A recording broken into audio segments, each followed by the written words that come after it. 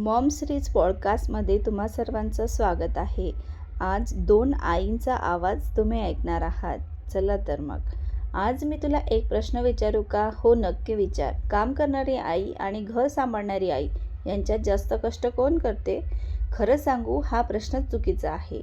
का गं? कारण दोघींचे कष्ट वेगळे आहेत, तुलना करता येणार नाही. पण लोक तर नेहमी तुलना करतात.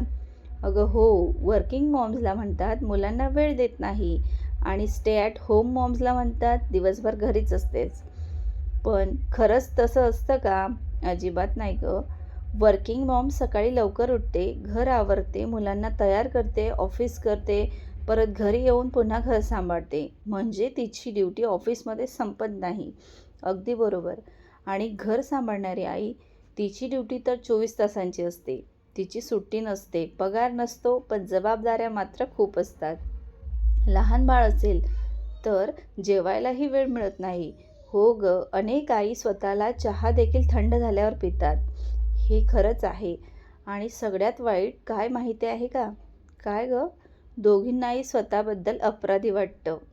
म्हणजे वर्किंग मॉम्सला वाटतं मी मुलांना पुरेसा वेळ देत नाही आणि स्टे ॲट होम्स मॉमला वाटतं मी बाहेर काहीच करत नाही. पण दोघीही चुकीचा विचार करतात, कारण दोघीही आपल्या मुलासाठी सर्वोत्तम करण्याचा प्रयत्न करत असतात. अगदी बरोबर. मग योग्य कोण? जी आई आपल्या मुलावर प्रेम करते, त्याची काळजी घेते आणि त्याच्यासाठी मनापासून प्रयत्न करते, तीच योग्य. म्हणजे जॉब नाही, प्रेम महत्त्वाचं. हो, आईची किंमत तिच्या पगाराने किंवा ती घरात असते की बाहेर काम करते यावर ठरत नाही. मग समाजाने काय बदलायला हवं गं? तुलना बंद करायला हवी. प्रत्येक आईचा प्रवास वेगळा असतो आणि तिच्या निर्णयाचा आदर करायला हवा. अगदी बरोबर. आजचा पॉडकास्ट ऐकणाऱ्या प्रत्येक आईला तू एक वाक्य सांग. स्वतःला कधीच कमी समजू नकोस. तू वर्किंग मॉम्स असशील किंवा घरी काम करणारी, तुझं प्रेम, तुझी मेहनत आणि तुझा त्याग अमूल्य आहे गं. आणि बाबा, आजी, आजोबा आणि कुटुंबातील प्रत्येकालाही एका आईच्या मेहनतीची कदर करायला हवी. कारण आनंदी आईच आनंदी कुटुंब घडवते. अगदी खरं आहे. आई ही आईच असते. ती काम करणारी असो किंवा घर सांभाळणारी. तिची तुलना कधीच होऊ शकत नाही.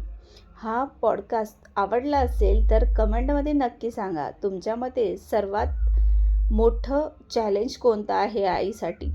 आणि व्हिडिओला लाईक, शेअर आणि सबस्क्राईब करायला विसरू नका. Happy parenting. बाय.